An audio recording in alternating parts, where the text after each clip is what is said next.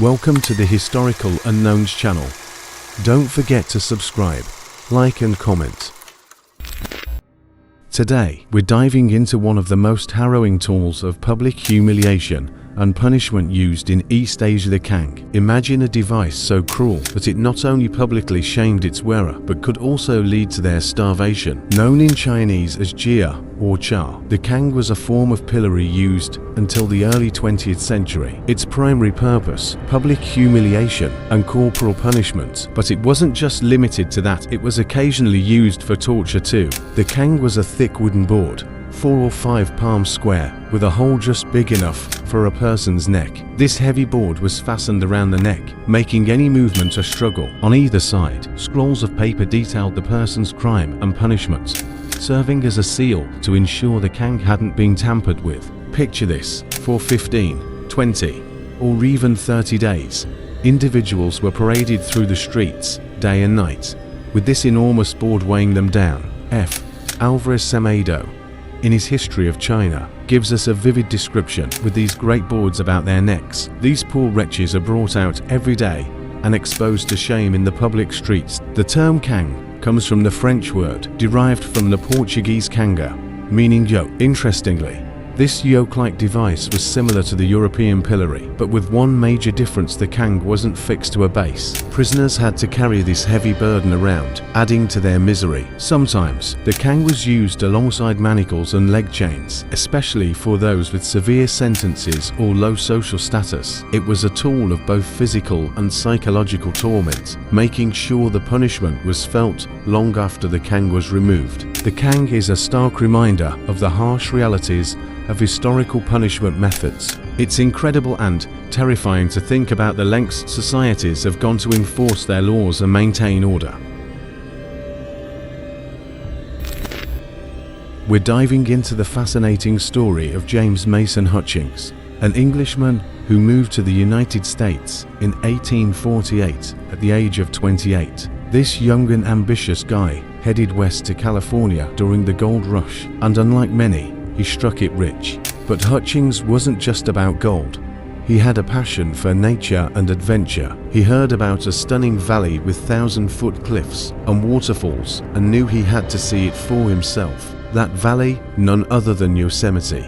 In 1855, Hutchings combined his love for the great outdoors with his business skills, leading the first group of tourists to Yosemite. As a guide and publisher, he played a crucial role in bringing this natural wonder into the spotlight. His love for Yosemite grew so strong that in 1864, he bought the Upper Hotel, a simple establishment near a majestic cedar tree. Hutchings wanted to remodel and expand the hotel, but couldn't bear to cut down the beautiful tree. So, what did he do? He built around it, creating the famous Hutchings House with its iconic big tree room. Hutchings wrote, "This cedar, 175 feet high, was standing there when the room was planned. I had not the heart to cut it down, so I fenced it in, or rather, built around it. The base of the tree, 8 feet in diameter, is an ever-present guest in that sitting room." James Mason Hutchings was a true pioneer of Yosemite Valley. He even published the first illustrations of the valley, and his daughter was the first non-native child born in Yosemite. Though the big tree room is no longer there, traces of the building and the tree remain. In fact, everyone driving into eastern Yosemite Valley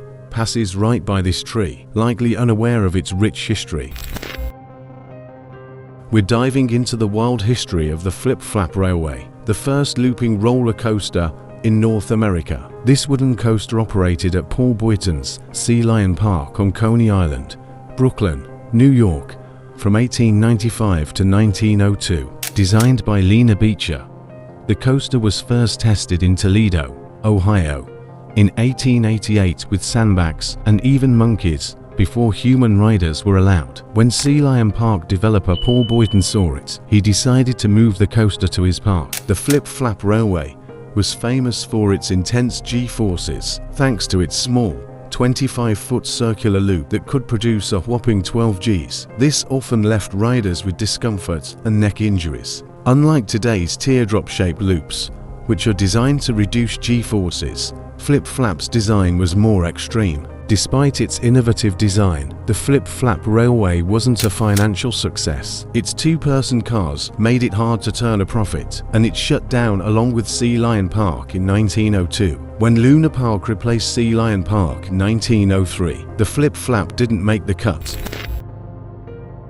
On June 4, 1896, at around 4 a.m., Henry Ford unveiled the quadricycle, his first automobile, in the coal shed behind his home on Bagley Avenue in Detroit. This innovative vehicle featured a light metal frame with 4 bicycle wheels and a buggy bench seat, powered by a 2-cylinder, 4 HP gasoline engine. It lacked a steering wheel, brakes, and a reverse gear. Initially air-cooled, the engine ran to hot, so Ford added water jackets to the cylinders. At the time, Ford was the chief engineer at the Edison Illuminating Co. in Detroit. His flexible work schedule allowed him to experiment with creating a horseless carriage. His fascination with gasoline engines began after reading an article in the November 1895 issue of American Machinist magazine. Encouragement came from his boss and hero, Thomas Edison, who told him, "You have it. Keep at it." Ford tested the 500-pound quadricycle by driving it down Grand River Avenue, reaching speeds of 10 miles per hour and 20 miles per hour, using a doorbell button as a horn. Despite a minor breakdown from a faulty spring, the test drive was a success. Ford later sold the quadricycle in 1896 for $200. Funding his second car. In 1904, after founding Ford Motor Co., he bought it back for $65. In the early 20th century, backdrop photography was characterized by the use of hand-painted backdrops in studio portraits. These backdrops featured scenes such as landscapes, elegant interiors, and urban settings, enhancing the overall aesthetic and providing context for the subjects. These backdrops were an essential part of studio photography, providing a versatile and imaginative environment for the subjects. Photographers would often employ a variety of props to complement these backdrops, creating playful and sometimes surreal scenes. This practice was especially popular in an era when real-life travel and access to exotic locations were limited for most people.